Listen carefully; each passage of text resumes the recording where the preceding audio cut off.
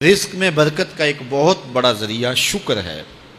ارشاد فرمایا لَإِن شَكَرْتُمْ لَأَزِيدَنَّكُمْ، اگر تم شکر کرو گے وہ تمہیں اور زیادہ عطا کرے گا، اور اگر تم شکر نہیں کرو گے وَلَئِن كَفَرْتُمْ، کفران نعمت کرو گے، إِنَّ عَذَابِي لَشَدِيدٌ، تو پھر میرا عذاب بڑا سخت ہے۔ رزق کے اضافے کا ایک اور بہت بڑا سبب انفاق فی سبیل اللہ ہے۔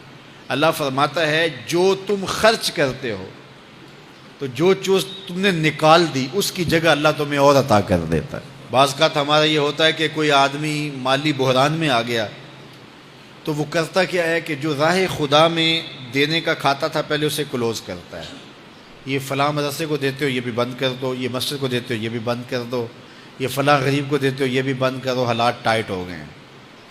لیکن 5 گاڑیاں ہیں تو 2 گاڑیوں پہ گزارا کر لیا جائے، پیٹرول بچے، یہ نہیں ہو سکتا۔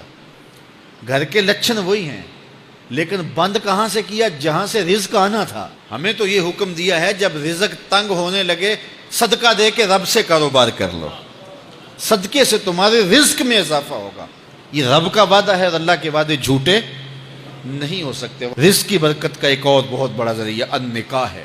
فرمایا اگر تم نکاح کرو گے، تم فقیر ہو وہ تمہیں غنی کر دے گا۔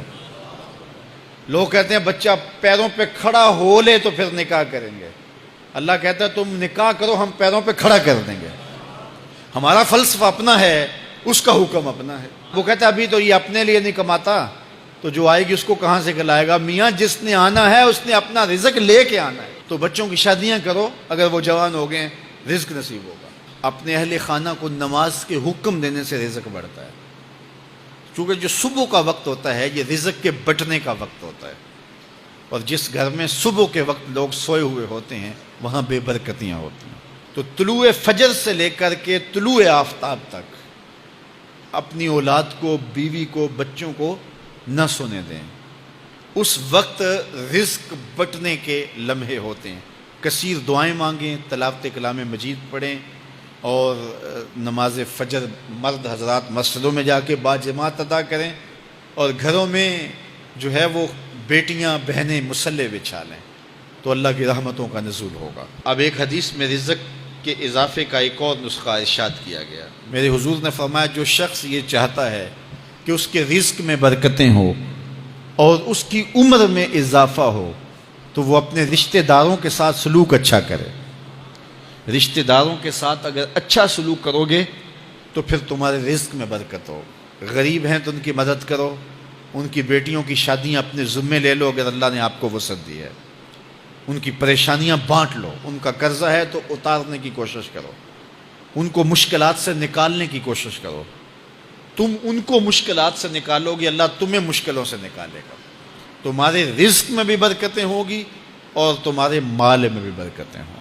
فرمایا بہتر صدقہ وہ ہے جو ناراض غریب رشتہ دار کو دیا جائے۔ اگر وہ پھنس گیا ہے، مجبور ہے، ناراض ہے، تو اس کو اگر دیں گے تمہارا نفس اس میں شامل نہیں ہوگا، تو یہ افضل صدقہ ہے جو ہر صورت میں قبول ہی قبول ہے۔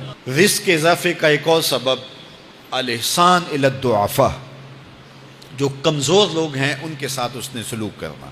الانفاق علی طلبۃ العلم، طالب علموں پہ خرچ کرنا، یہ بھی رزق میں اضافے کا سبب اور ذریعہ ہے۔ وہ حضرت بابا فرید نے کہا نا 6واں رکن دین کا روٹی ہے۔ گھر میں کچھ نہ ہو تو پھر نہ نماز اور نہ ہی دیگر امور کی لذت آتی ہے، تو یہ رزق فراواں اور وسیع اور مبارک نصیب کر دے اللہ۔ تو اس کے لیے ایک اور وظیفہ میں دیتا ہوں، اور وہ یہ کہ مغرب کے بعد 21 مرتبہ سورۃ الکوثر پڑھ لیں، کثرت ہو جائے گی انشاءاللہ۔ اول خدوشی پڑھ لیں، 5-7 منٹ لگتے ہوں گے، تو سورہ کوثر 21 مرتبہ روزانہ مغرب کی نماز کے بعد پڑھیں۔ اور اگر بہت زیادہ مسائل ہیں تو ہر نماز کے بعد پڑھ لیں، تو انشاءاللہ آپ دیکھیں گے کہ گھر میں برکتیں اترتی محسوس ہوں گی، انوار کا نزول ہوتے محسوس کریں گے۔ تو یہ وہ رزق کے اسباب ہیں، اگر ہم اختیار کر لیں تو ہم اللہ کی خاص رحمتوں کے حقدار ہوں گے۔ اللہ ہم سب کو رزق حلال، رزق وسیع، رزق سہل، رزق مبارک، رزق فراواں نصیب فرمائے۔